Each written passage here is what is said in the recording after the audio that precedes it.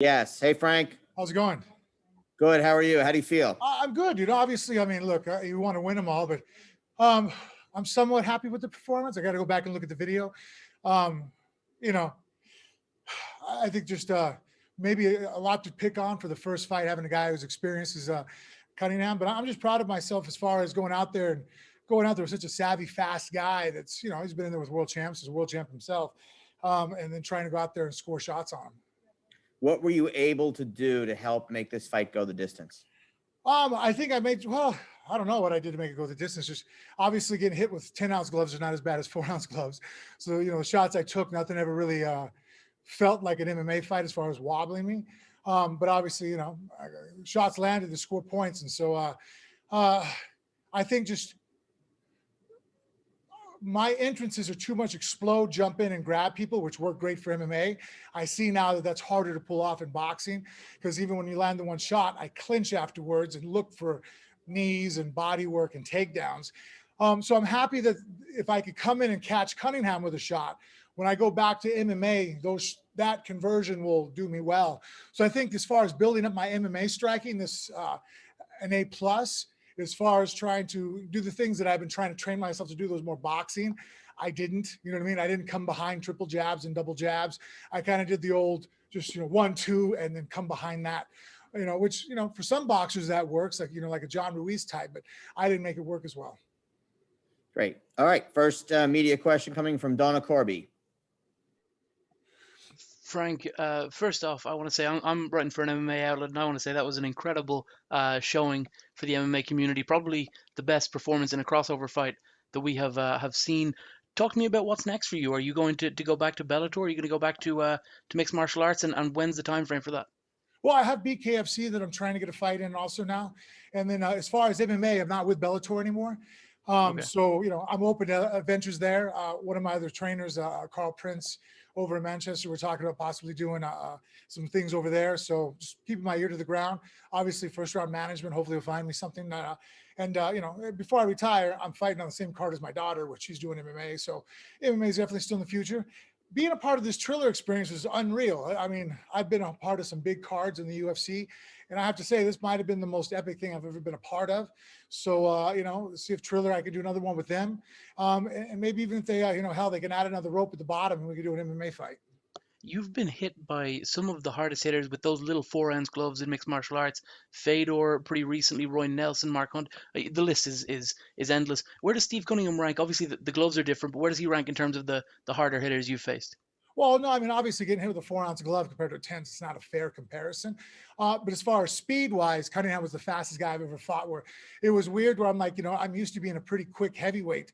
But still, some of the shots he was able to land from the outside and stuff, really, his head movement too. That's the one thing that I'm having the hardest thing converting over. In MMA, if we move our head the way that Cunningham moved, our feet are still there, so I can grab singles, doubles, and I can also, after throwing that first punch, if someone makes you slip that much, you can kick the leg. So many times tonight when Steve was slipping, you probably can see I'm looking down at his leg going, oh, there's a sweep, there's a chop, and I can't throw it. So that also made it kind of difficult. All right, thank you. Next up is Jeremy York.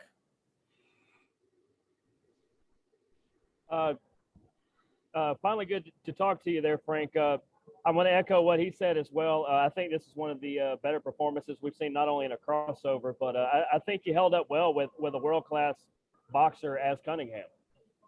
Thank you. I really appreciate it. And that's really, honestly, that took a lot of pressure off me going into this fight. I wanted to represent mixed martial arts saying, hey, we're also very good at boxing. Obviously, it was a pretty heavy task to sit there and go, I'm going to beat a boxer in my very first fight that's a world champion who's been in those world champions in a boxing match. But honestly, and I had said this going into it, and I stand true to my words, if I had lost a 6-round decision but boxed well, that was preferable to catching Steve in the first 30 seconds. Look, I'm 275 pounds. If I would have caught him with a shot and dropped him, I don't think I'd have proved anything. Besides the fact, like, well, you had a 70-pound weight advantage and you hit hard. That wouldn't do well for the MMA community. I feel like going out there and going all 6 rounds and showing proficiency was a better statement. All right, next we have Gabriel Gonzalez. Hey, Frank. First off, just to echo everyone else, great performance and great showing for the MMA community. I was wondering, can you talk to us what it was like from your standpoint waiting for it? Because over here on watching the broadcast, there was a lot of music. I mean, are you over there hearing Doja Cat and everybody in the locker room, or what was it like for you just waiting for your fight after the previous one? It was strange, you know. I mean, it was like I said, this is probably the most epic thing I've ever been a part of, as far as just how complex the whole apparatus was. But Peter and Melissa Henricks did a phenomenal job doing the most that they could. Trying, I mean, you have production crews here, you have fight crew here, and we're all trying to intermingle. It was very interesting, though. Again, like, I'm in the back, sitting there lined up, ready to walk out. People are playing music videos, or I felt like something out of a movie set, to be honest with you. Like, I'm like, this isn't real. This is something that, if someone was trying to make a movie about a fight career, this is how they would depict it. And if I was watching, I'd be like, that's not realistic at all. And lo and behold, that's what we're a part of right now. And finally, I have Boxing Social.